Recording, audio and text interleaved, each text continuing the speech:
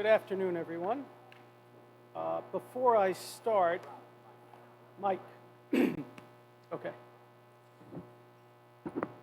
Before I start, Paul alluded to our speaker series on November 12th.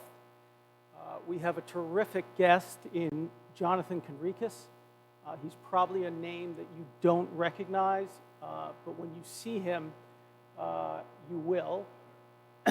I'm sorry. When you see him, you will. He is probably the most prominent voice in defense of Israel. On October 7th, he was brought back as the global spokesperson for the IDF. So I encourage everybody to come. The night before, he's going to be in Toronto being interviewed by Brett Stevens about the election that is a week prior to that. Okay, let me get this right. So the rabbi asked me to speak about my trip to Israel, from which I returned about a couple of weeks ago.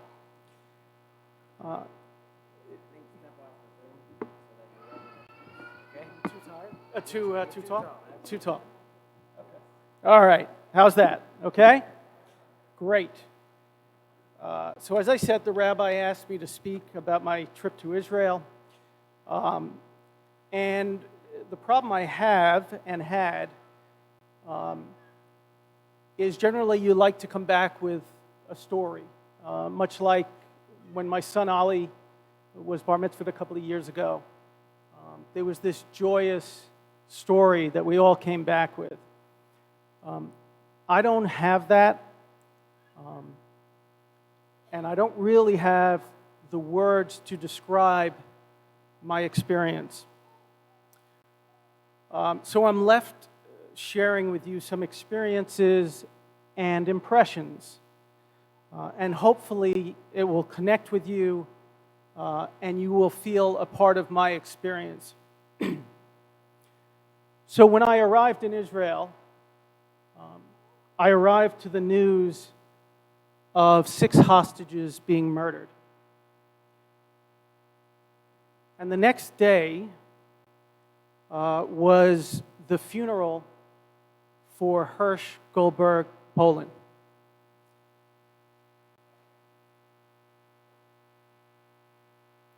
Now, Hirsch, as some of you may recall,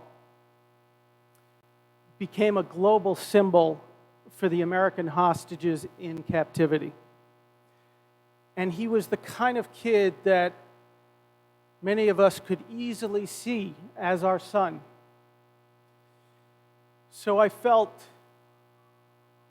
I should be there for the funeral.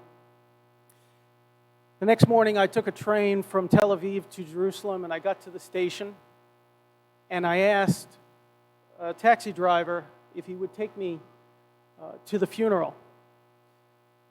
He explained that although it was only 10 minutes away, the traffic was just too intense. So I found my way, and what should have been a short ride took an hour and a half because of the overwhelming desire of a nation to comfort their own. The funeral was a poignant reminder of the cost of this conflict. And listening to Hirsch's parents speak was heart-wrenching. His mother, who, again, some of you may have seen, and was a huge advocate for the hostages, spoke despite unimaginable pain. And she spoke with remarkable eloquence.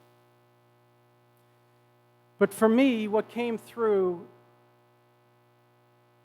was the purity of a Jewish mother's love. I often wonder if it's uniquely Jewish it does feel that way. She said, out of all the mothers in the world, God chose to give Hirsch to me. It's not that Hirsch was perfect, but he was the perfect son for me.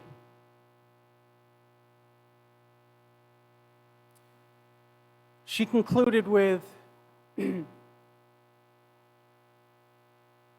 "Okay, sweet boy, go now on your journey. Finally, finally, finally, you're free." Her words still echo in my mind.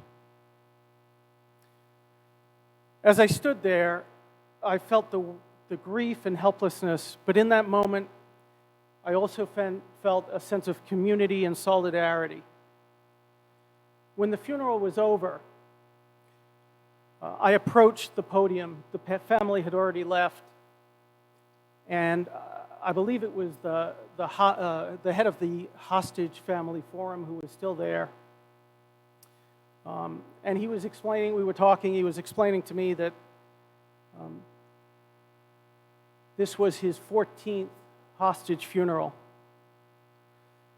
And after some conversation, he took the flag behind the podium and asked if I would like to bring it back to my synagogue. Of course I did. There it is.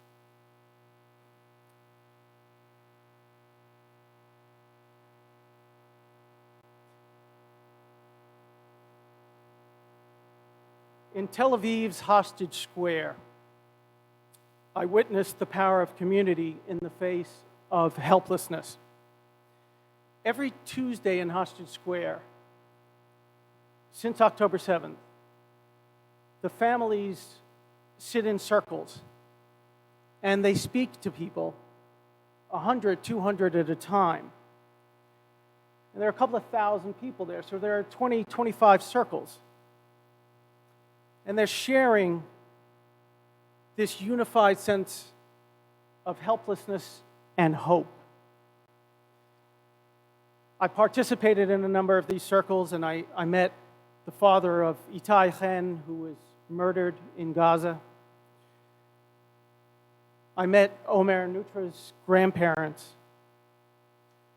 And I found myself at a loss for words, realizing the inadequacy of any comfort I could offer. After an hour or two, the circles break up, and this is every Tuesday. And people move to the stage, and the families of the hostages speak, and there are tributes. And week after week, a different rabbi will come, and he begins to chant Avinu Malkeinu. And the crowd begins to pick it up and embrace it. It becomes louder and louder. And for me, there was a recognition that in those 3 or 4 minutes, Avinu Malkeinu allowed them a brief respite from their pain and sadness. In wrapping up, I was thinking about today and what it means, especially coming out of that trip. So tonight, as we approach the conclusion of Yom Kippur, when the rabbi chants Tekiah Gadola and the shofar is blown for its final time on this day, for me, it will be the purity of that sound that reminds me of the purity of the love that a Jewish mother has for her children. And later, when you line up, as is our custom, to honor the Torah, just glance over at the flag. It's okay, Rabbi.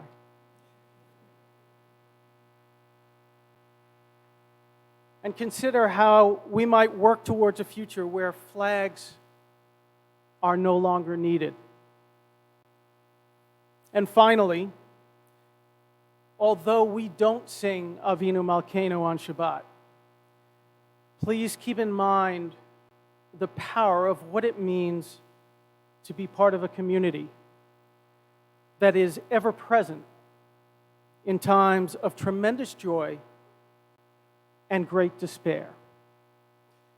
May this new year bring healing and peace, and thank you for allowing me to share this deeply personal experience. יישר כוח.